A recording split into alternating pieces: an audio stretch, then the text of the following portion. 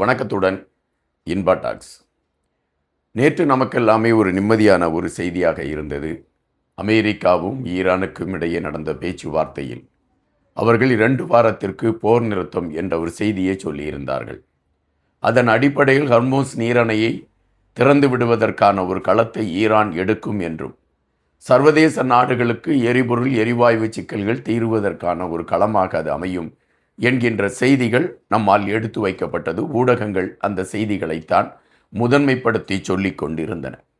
ஆனால் தற்பொழுது வந்திருக்கக்கூடிய செய்திகள் மிகவும் அதிர்ச்சி தரக்கூடிய செய்தியாக இருக்கின்றன. மீண்டும் ஹர்மோஸ் நீரணை மூடப்பட்டிருக்கக்கூடிய ஒரு களமாகவும், அதில் கப்பல்கள் செல்வதற்கு தடை விதித்திருக்கிறது ஈரான் என்கின்ற ஒரு செய்தி வருகின்றன. இதற்கு யார் காரணகர்த்தா, எதனால் மீண்டும் அந்த போர் பதட்டம் நீடித்து கொண்டிருக்கிறது போன்ற பல விடயங்களை குறித்து நாம் ஆராய வேண்டியிருக்கின்றது. உலக அரசியல் களத்தில் தற்பொழுது நடந்து கொண்டிருக்கக்கூடிய இந்த போர் சார்ந்த விடயங்கள் பல அதிர்வலைகளை ஏற்படுத்தி இருக்கிறது என்பதுதான் நிஜம். அமெரிக்காவும் இஸ்ரேலும் இணைந்து ஈரான் மீது தாக்குதல் நடத்த மாட்டோம் என்ற செய்தியை எடுத்து வைத்தார்கள். ஆனால் அதில் இஸ்ரேல் வேறொரு வார்த்தையை எடுத்து வைத்தது. லெபனான் மீது எங்களுடைய தாக்குதல் நடந்து கொண்டுதான் இருக்கும், நாங்கள் அந்த போர் நிறுத்தத்தை அறிவிக்கவில்லை என்று அறிவித்தது.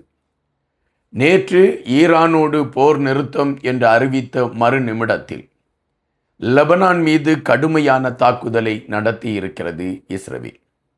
பெய்ரூட், பெக்கா போன்ற நகரங்களில் சுமார் 100க்கு மேற்பட்ட இடங்களில் 10 நிமிடத்தில் கடுமையான தாக்குதலை நடத்தி இருக்கிறது.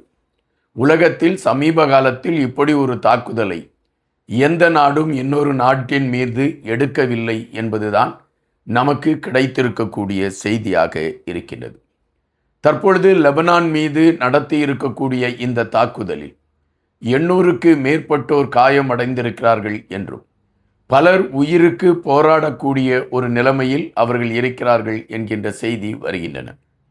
இதே வேளையில் இந்த தாக்குதலில் இலங்கையை சார்ந்த ஒரு சகோதரியும் தாக்கப்பட்டிருக்கிறார் என்றும், ஆனால் அவருக்கு லேசான காயங்கள் தான் அவருக்கு பட்டிருக்கிறது என்ற செய்திகள் வருகின்றன.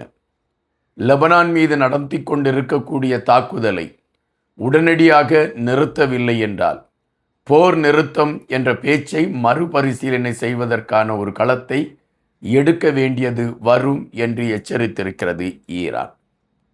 ஈரான் ஹர்மோஸ் நீரணையை திறந்து விடுவதற்கான களங்களை எடுத்திருக்கிறது என்ற செய்திகள் பரபரப்பாக பேசப்பட்ட இந்த சூழலில் இப்பொழுது அந்த நீரணை மூடப்பட்டிருக்கிறது, அல்லது அந்த வழியாக கப்பல் செல்வதற்கு ஈரான் அனுமதிக்கவில்லை என்ற செய்திகள் வருகின்றன. அதே வேளையில் வளைகுடா நாடுகள் இப்பொழுது ஒரு முடிவை எடுத்திருக்கிறார்கள். வளைகுடா நாடுகள் இப்பொழுது சந்தித்து பேசியிருக்கக்கூடிய களத்தில் அவர்கள் எடுத்திருக்கக்கூடிய முடிவு, அமெரிக்காவின் இராணுவ தளங்கள், அமெரிக்காவின் தூதரகம் வளைகுடா நாடில் இல்லாத ஒரு சூழல் இனி இருக்கட்டும். எனவே அந்த அமெரிக்காவை சார்ந்த அந்த தூதரகத்தை சார்ந்தவர்கள், இராணுவ தளத்தில் இருக்கக்கூடியவர்கள் உடனடியாக தங்களுடைய சொந்த நாட்டுக்கு அவர்கள் திரும்ப வேண்டும் என்ற ஒரு அதிரடியை எடுத்திருக்கிறது வளைகுடா நாடுகள் என்கின்ற செய்தி வருகின்றன. அதே வேளையில் தற்பொழுது அமெரிக்காவின் ட்ரம்ப் அவர்கள் என்ன அறிவித்திருக்கிறார் என்றால், இஸ்ரேல் நடத்தி இருக்கக்கூடிய தாக்குதல் நியாயமான தாக்குதல் தான். காரணம், இஸ்ரேலை பொறுத்த மட்டில் இந்த தாக்குதல் முதலிலே நாங்கள் அறிவித்திருந்தோம், லெபனானோடு நாங்கள் எங்களுடைய தாக்குதலை நடத்துவோம் என்று. அதன் அடிப்படையில் லெபனான் மீது தாக்குதல் நடத்தி இருக்கிறோம், அதில் அமெரிக்காவும் உடன்பட்டு இருக்கிறது என்ற செய்தியை எடுத்து வைக்கிறார்கள். தற்பொழுது இவைகள் மிகப்பெரிய ஒரு பதட்டத்தை ஏற்படுத்தி இருக்கிறது. ஐநா மன்றம் இந்த விடயத்தில் கடுமையான எதிர்ப்பை பதிவு செய்திருக்கிறது. லெபனான் மீது இஸ்ரேல் நடத்தி கொண்டிருக்கக்கூடிய தாக்குதல் ஏற்றுக்கொள்ள முடியாதது, ஒரு இறையாண்மையை சிதைக்கக்கூடிய ஒரு விடயம் என்று குறிப்பிட்டிருக்கின்றது ஐநா மன்றம்.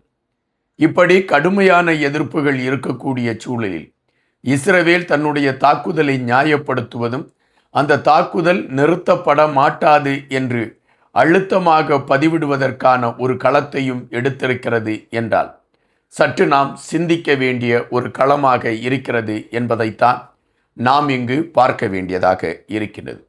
இந்த போர் நிறுத்தம் என்று 2 வாரம் அமெரிக்காவும் இஸ்ரவேலும் ஈரானோடு செய்திருக்க உடன்படிக்கையின் அடிப்படையில் தங்களுக்கு தேவையான அல்லது தங்களுடைய போருக்கு தேவையான போர் தளவாடங்களை அது பெற்றுக்கொள்வதற்கும் அதை வாங்கி குவித்துவிட்டு மீண்டும் ஈரான் மீது தாக்குதல் நடத்த வேண்டும் என்கின்ற நிலைப்பாட்டில் இந்த 2 வார காலம் போர் நிறுத்தம் என்கின்ற ஒரு நாடகத்தை அமெரிக்காவும் இஸ்ரவேலும் எடுத்திருக்கிறதா என்கின்ற ஒரு கேள்வி மனதிற்குள் எழும்புகின்றன.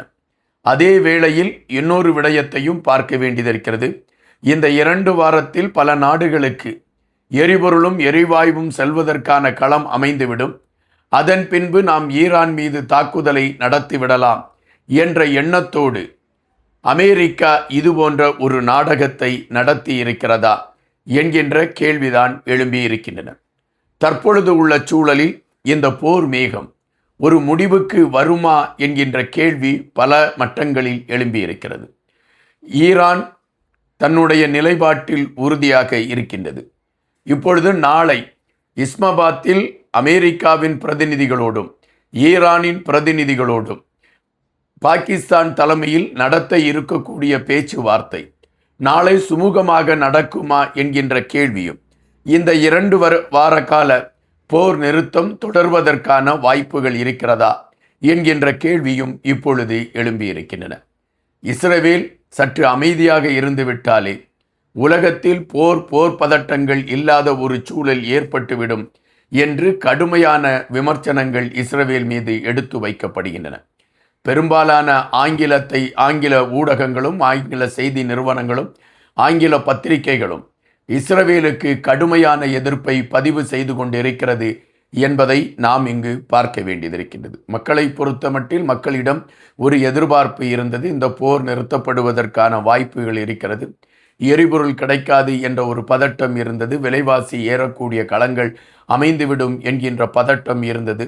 இவைகளுக்கெல்லாம் ஒரு முடிவு அமையக்கூடிய ஒரு களமாக இந்த போர் நிறுத்தம் அமைந்துவிடும் என்கின்ற எண்ணம்தான் பரவலாக எல்லார் மட்டத்திலுமே இருந்தன. ஆனால் தற்பொழுது இந்த விஷயம் ஒட்டுமொத்தமாக தலைகீழாக மாறியிருக்கக்கூடிய விடயம் உலக நாடையே அச்சம் கொள்ள செய்திருக்கிறது என்பதை விட பெரும்பாலான நாடுகள் அமெரிக்காவின் மீது கடும் விசனத்தில் இருக்கிறார்கள் என்கின்ற ஒரு பதிவும் இருக்கின்றது. ஒரு நிலையான முடிவு எடுக்க முடியாத ஒருவராக ட்ரம்ப் அவர்கள் இருக்கிறார்கள் என்கின்ற குற்றச்சாட்டு பரவலாக எழும்பிக் கொண்டிருக்கக்கூடிய இதே வேளையில் அமெரிக்காவில் கடுமையான எதிர்ப்பு ட்ரம்புக்கு கிளம்பியிருக்கிறது என்ற செய்தி வருகின்றன. இன்று இரவு என்ன நடக்கும் என்ற பதபதைப்போடு ஒவ்வொரு நாட்களையும் நகர்த்தி கொண்டிருக்கிறது ஈரானும் லெபனானும். அமெரிக்காவும் இஸ்ரவேலும் என்ன இந்த நாம் உலகத்திற்கு சொல்ல விளைகிறது என்பதுதான் பெரும் கேள்விகளாக இருக்கின்றன. நன்றியுடன் இன்பா.